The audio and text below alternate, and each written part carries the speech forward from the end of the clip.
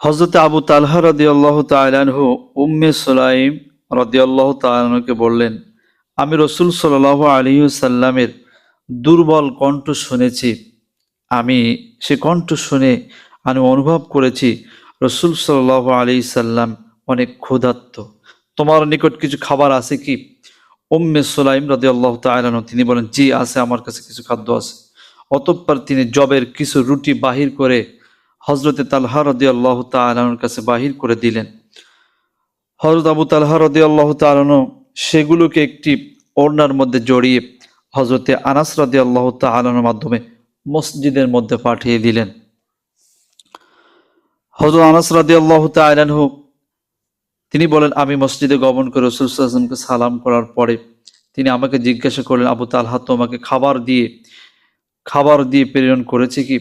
আমি বললাম, জি হ্যাঁ। অতঃপর তিনি উপস্থিত সকলকে বললেন যে তোমরা চলো, আবু তালহার ঘরের মধ্যে চলো। রাসূল পাক সাল্লাল্লাহু আলাইহি সাল্লামের সঙ্গে আবু তালহার ঘরে রওনা হলেন সকল সাহাবা আজমাইন।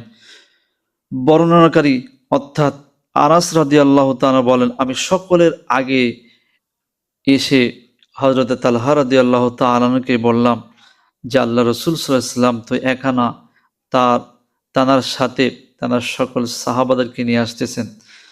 আবু তালহা রাদিয়াল্লাহু তাআলা আনহু উম্মে সুলাইমকে বললেন, ঘরের মধ্যে তো খাবার সীমিত, খাবার তো খুব নাই, কিন্তু আল্লাহ রাসূল সাল্লাল্লাহু আলাইহি সাল্লাম তো সকল মসজিদের সকল সাহাবাদেরকে নিয়েই আমাদের ঘরের মধ্যে তাশরিফ আনতেছেন।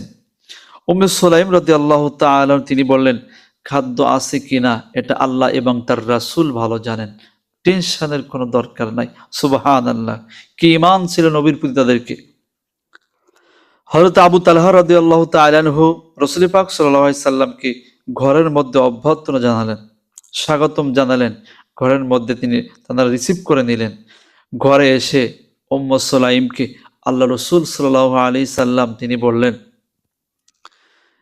রুটিগুলো নিয়ে তিনি বললেন, টুকরা টুকরা করো, ছোট্ট ছোট্ট করে কাটতে বললেন।